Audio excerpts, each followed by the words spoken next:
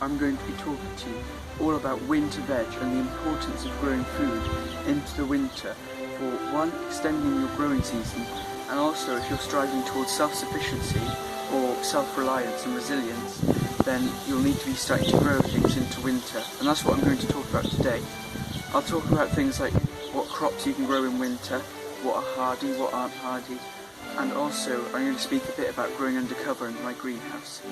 Before this video gets started, I'd just like to make sure that you've gone down below and hit the subscribe button as well as the little bell icon to make sure you're notified every time I upload a video. When most of us think about growing winter veg and in our gardens, then most of us will think of things like maybe brassicas or parsnips and things like that. But actually there's a whole lot more, and actually quite a lot of summer crops can either be grown in winter, or a variety of that plant can be grown in winter. For example, broad beans and peas. But I'll speak about these in this section of the video. So the first one I'm going to talk about, as I just mentioned, is brassicas. And brassicas are probably the easiest winter veg to grow, as in hardiness, so you don't need to protect them at all. And the only thing you'll have to do is you plant them in spring, and then they'll go into the next winter and and then die off normally the spring before that. Unlike my kale plant or my kale tree, which is more than a year and a half old now. But what you will have to do is protect them from butterflies laying their eggs on them in the summer, so that you avoid caterpillar damage. So you can use some butterfly netting to do that. Or there's like things you can put on, I think it's called BT, which is a bacteria thing. And you water it onto the leaves and it'll kill off all the caterpillars naturally. But brassicas, really simple. The only problems are some diseases, so things like clubroot. If you have clubroot in your soil, then you're probably not going to be able to grow brassicas very well for the next 20 years, unless you do crop rotation to try and avoid it. And the other thing then as well is caterpillars, as I just said, but they're quite easily dispatched of.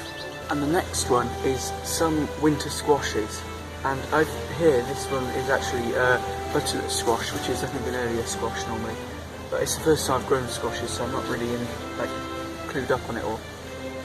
But you can grow squashes. Some people grow them up to Christmas, but I've seen most of the time they harvest them around autumn time, late autumn, and then this will mean that they can they cure the fruit, and then they can store it through winter, and that's just an extra winter harvest or autumn harvest that you can get to lengthen your season. The next one is peas and broad beans, and these are very similar to a method of trying to grow them in winter. So you find a variety that is hardy, and I found that most broad bean varieties that I've grown are quite hardy.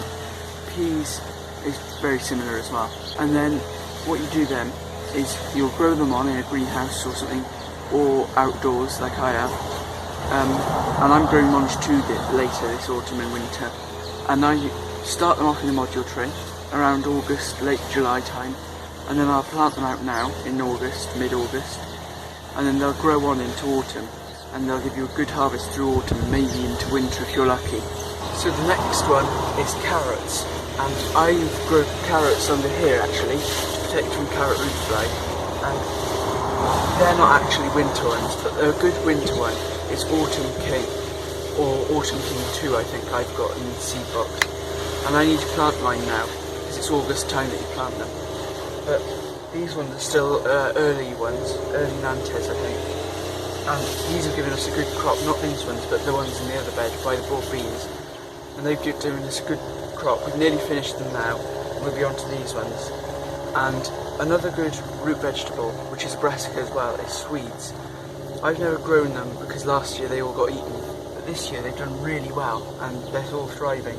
So hopefully we'll get a harvest of that for Christmas. And yeah, these carrots, the only piece of advice I would give you is to cover with a net, or grow them interplanted with onions, because the onions will prevent the carrot root fly, or the net will prevent the carrot root fly. And I'd use quite a small mesh like I've got here, because it stops the flies getting in. And these carrots then, when you thin them out especially, so when they first start growing it doesn't matter, when you start thinning them out, put a netting or something over them, because the carrot root fly can smell it out. the next one that I'm going to talk about is salad, and a lot of salad can be grown through winter, which might surprise some of you. And last year I used some of this mesh over a bit of a structure, a bit like this one, and I used it as a bit of a fleece. It's Enviromesh it's called, and it makes a little microclimate in there. And I managed to grow Tom Thumb lettuce, which is a summer variety, all the way until December, until I forgot to put the mesh back over the top and it got frosted. But I find that when I grow with this mesh, I can extend the growing season really well, and it's a really good investment because it'll last ages as well.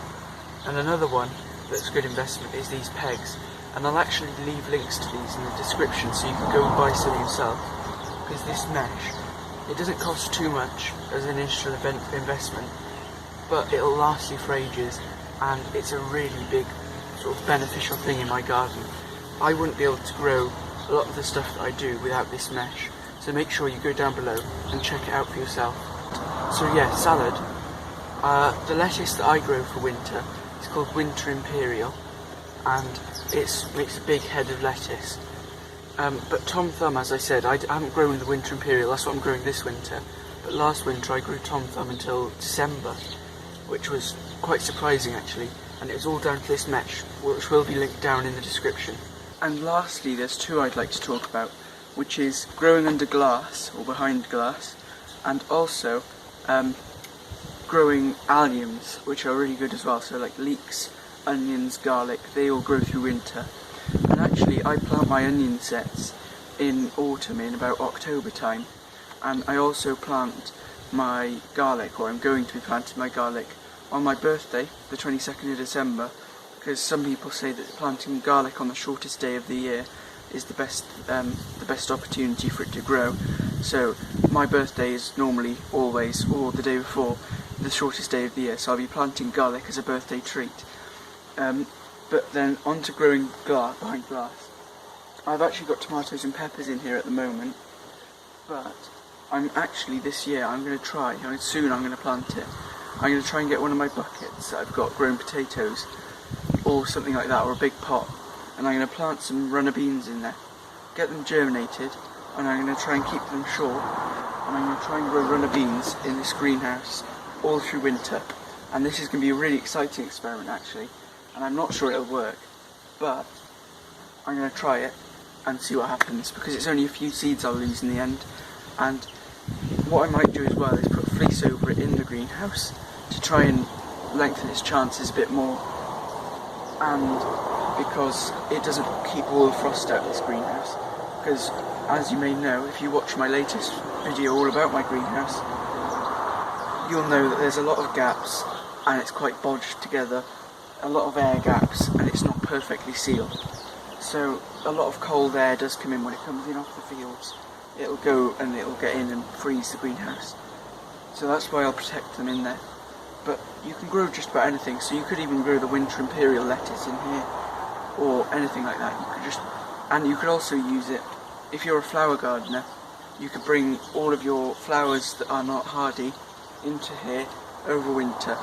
And I might also keep my dahlias in here in bubble wrap this winter to save some space in the shed.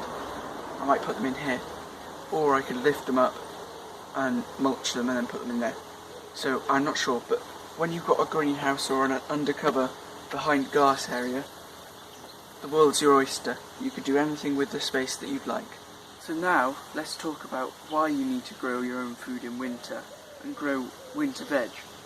And the reason, or the main reason, is to lengthen your growing season and your harvesting season, and then to lessen the hungry gap. And the hungry gap is essentially this period of time between your last harvest from the year before and your first harvest of that new growing year. So normally it's more like 3 or 4 months, or maybe even more. But if you're not growing any winter veg, it could be more than 6 months. So that's why you need to try and grow winter veg, so you get harvest, even if it's not all of your homegrown food, just a bit of harvest all the way through the winter to keep you healthy and keep all those winter colds away. Another reason is because you may need this food in winter to help your immune system and to have basically just a healthier diet rather than having to buy in less fresh stuff from supermarkets. And the other tip that I'm going to give you before this video finishes is to, one, get undercover growing space, whether this is a mini polytunnel that's like a cheap one from a garden centre, or a greenhouse like mine, which is also cheap but homemade. So make sure you go and look out at what you can get. And there's much more plants than everything that I've talked about today, so make sure you go and research that. And another top tip as well that I'm going to speak about is to protect your plants in the greenhouse. Recycle bubble wrap. So if you've got, say, a package going from an online shop or something, just like the mesh will come in that I spoke about earlier. If you go down below, it'll be an Amazon linked to the mesh that I use. You can reuse this bubble wrap, and you can use it to insulate your greenhouse. So in winter, I put a wire thing on the roof of my greenhouse, and I stuff it with old bubble wrap, and this is to try and insulate it from the frost. So I hope you enjoyed watching this video all about growing winter veg, and I hope it's inspired you to grow your own veg all through the season. Thank you for watching this video. Please like the video, comment down below, and hit the subscribe button to make sure you're notified if you've ring the little bell next time I upload a video, and just to make sure you never miss out on great gardening tips just like this one. Thank you for watching this video, and I'll see you next time.